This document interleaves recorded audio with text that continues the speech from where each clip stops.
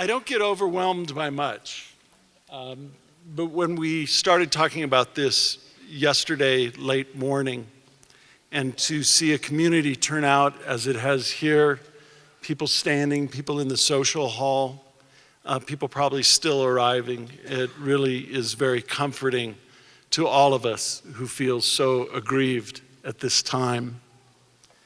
In my tradition, and in the tradition of many of you that are here, we're taught to revere the words of Rabbi Hillel and that threefold question that he asked. If I'm not for myself, who will be for me? But if I'm only for myself, what am I? And if not now, when? The Anti-Defamation League has been asking these questions since 1913 when it was founded and 1941 when it opened the first regional office right here in Colorado. Because you see, our mission is to not only stop the defamation of the Jewish people, but also to secure justice and fair treatment to all. That means we don't just fight anti-Semitism, but we fight for all vulnerable communities. And I will tell you that for the past few years, I've been to too many vigils. I've been to too many rallies. Since the Pulse nightclub shooting, I've gone and I've stood as an ally for my friends that are LGBTQ. I've stood for immigrants, for refugees, for women, for the children that were shot in Parkland. I didn't think that I would have to ask the community to come together to stand with my community, the Jewish community. But we are so pleased by the support that so many people have shown to come and to provide us with the comfort at this time of our need. If nothing else from this tragic event at the Tree of Life Synagogue in Pittsburgh, we've had that question answered: is anti-Semitism still a thing? I mean, Jews in this world and in this country in particular, we have it pretty good. Certainly it is more difficult in many ways for people of color, for Muslims, for Sikhs, for women, for people that are perceived to be immigrants. But unfortunately, the answer is unequivocally been answered. Anti-Semitism does exist. And that shouldn't surprise us, because right here in Colorado, anti-Semitic incidents have been on a rise. 3 years ago, our office was tracking 18 incidents. Then the next year, it was 45. Last year, it was 57.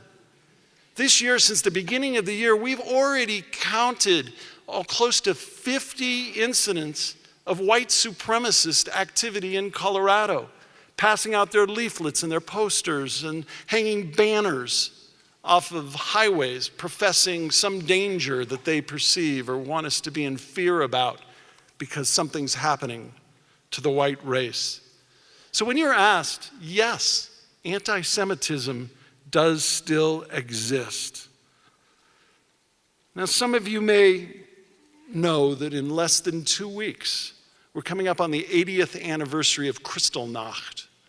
Kristallnacht, November 9th and 10th that night, that was the night when the thugs went free. They became the Nazi SA and some of the civilians, and they went out to ransack Jewish businesses and to beat up Jews.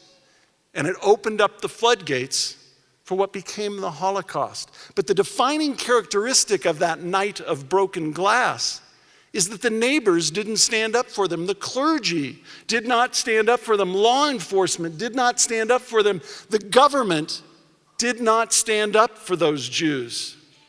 And I am so pleased to be here tonight as I look out on neighbors, on clergy, on police officers, on the government, being here to say this will not stand.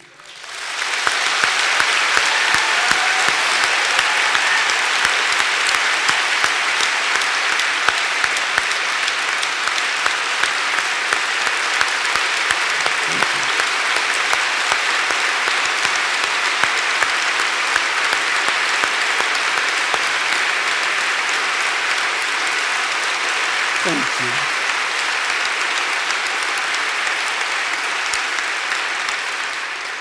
Tonight, is about giving comfort to all of us, not just the Jewish community for what's happened, but to all of us. And again, it's the support of all of you that have come together to do it. So I'd like at this time, you can't see in the social hall and you can't see in the back what I see. I see our senator, I see congressmen that are here, I see our U.S. attorney, our district attorney, I see state legislators, I see people that are part of this government, and I see a mayor and I see a governor. So I'd like all people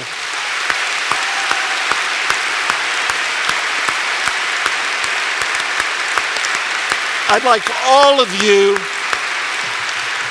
all of you that are elected officials or work in the government, if you would please stand so that we can acknowledge you.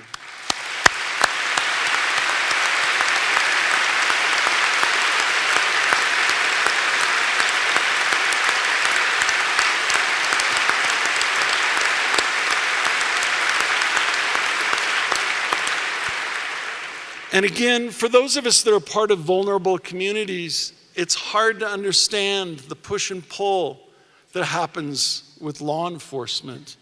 But today, I have no question that I feel safer and more secure because of law enforcement that is here. So I'd ask those of you that are in law enforcement to please stand so we can acknowledge you.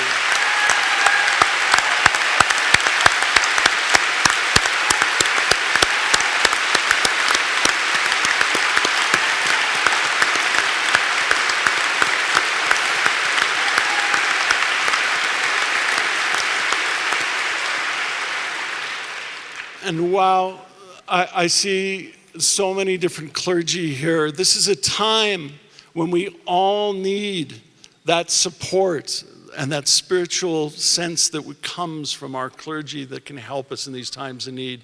So if you're a member of a clergy of whatever faith, if you would please rise.